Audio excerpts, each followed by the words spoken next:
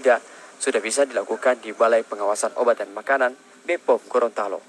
Taufik Sako, Indra Uno, TVRI Gorontalo.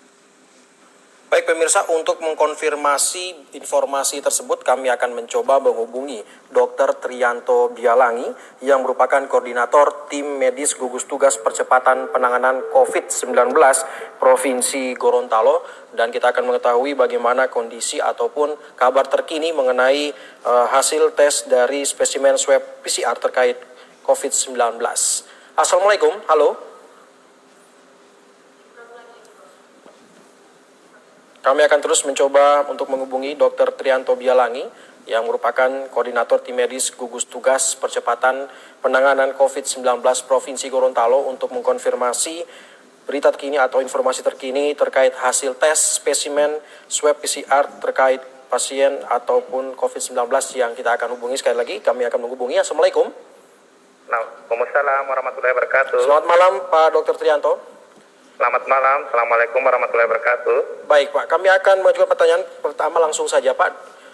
Ya boleh. Badan POM Gorontalo telah secara perdana mengeluarkan hasil tes spesimen swab PCR terkait COVID-19. Tentu masyarakat akan bertanya kevalidan dari tes tersebut. Gugus tugas bisa menjamin hasilnya, dokter? Oh iya. Ya alhamdulillah tadi kami sudah menerima hasil daripada PCR yang diperiksa oleh Balai POM. Ada 31 spesimen yang kami kirim dan 31-nya semua sudah ada hasilnya. Dengan hasil 2 yang positif. Sebagai pembanding bahwa 2 yang positif itu sebenarnya adalah 2 orang pasien yang lagi sementara dirawat di RSAS. Kedua pasien ini memang terkonfirmasi dengan swab yang pertama dari BPLK positif.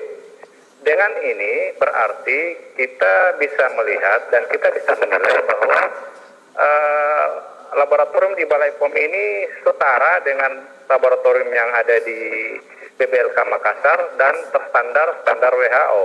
Seperti itu. Makasih. Baik, apakah memang seluruhnya di rapid test akan juga diuji swab PCR-nya di Badan POM Gorontalo seluruhnya, Pak Dokter? Sebenarnya secara idealnya adalah seperti itu. Tetapi kita mempertimbangkan juga kesiapan daripada reagen kita yang dalam tahap awal ini hanya untuk 240 orang dulu, sambil kita menunggu apa yang kita usahakan untuk reagen yang berikutnya. Kemudian juga bisa mempertimbangkan keadaan daripada petugas yang ada di laboratorium sekarang ini hanya 4 orang. Jadi kalau eskalasinya meningkat, maka kita akan ambil langkah-langkah yang berikutnya.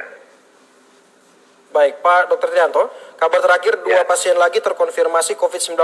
Apakah mereka ada terkaitan atau keterkaitan kontak dengan pasien positif sebelumnya, dokter?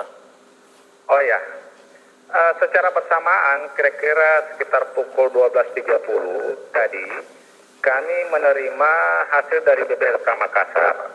Hasilnya itu ada 3 yang terkonfirmasi positif, di mana yang pertama itu adalah pasien 01 yang sebelumnya dengan swab yang pertama itu sudah negatif, kemudian kami lanjutkan dengan swab yang kedua, tetapi pada hasil dari BPLK Makassar ini swabnya masih positif.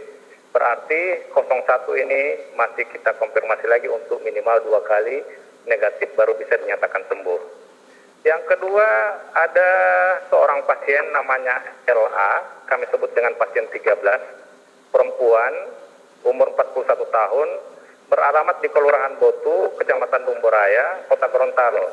Itu positif PCR dan kami terima hasilnya tadi pada tanggal 25 April 2020 dengan sumber BPLK Makassar.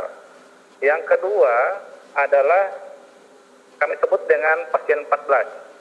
Namanya SMM, perempuan, itu 26 tahun, beralamat di Desa Marisa Utara, Kecamatan Marisa, Kabupaten Pohuwato. Yang bersangkutan juga terkonfirmasi positif PCR.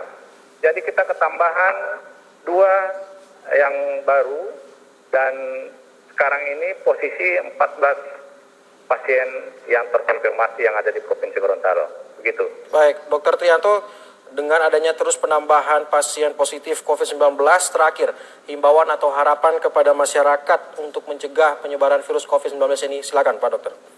Ya, makasih. Ini sangat penting sekali untuk diketahui oleh kita semua bahwa provinsi kita yang tercinta ini, Provinsi Gorontalo, sementara terjadi transmisi, sementara terjadi penularan. Jadi sederhana saja, dan ini kita ulang-ulangi, hampir semua pemerintah itu mengulang-ulang ini, yakni jangan berkumpul, intinya itu. Yang kedua, pakai masker. Yang ketiga, jaga jarak. Yang keempat, cuci tangan dengan sabun dan air yang mengalir. Sederhana tetapi perlu disiplin yang tinggi. Kalau disiplin ini kita tinggi, maka insya Allah virus ini akan kita cegah atau kita putus mata rantainya. Kenapa? Karena virus ini tidak jalan-jalan sendiri, Pak. Virus ini disebarkan oleh orang ke orang lain. Jadi sadarlah, kita tidak tahu yang di depan kita berbicara itu OTG atau orang tanpa gejala. Dan OTG ini yang bisa menularkan kepada kita kalau daya tahan tubuh kita menurun. Demikian. Baik, terima kasih dokter, dan kita berdoa bersama agar penyebaran virus COVID-19 di Gorontalo akan segera berakhir. Sekali lagi terima kasih Pak Dokter. Insya Allah, amin ya Rabbul Alamin. Makasih. Assalamualaikum.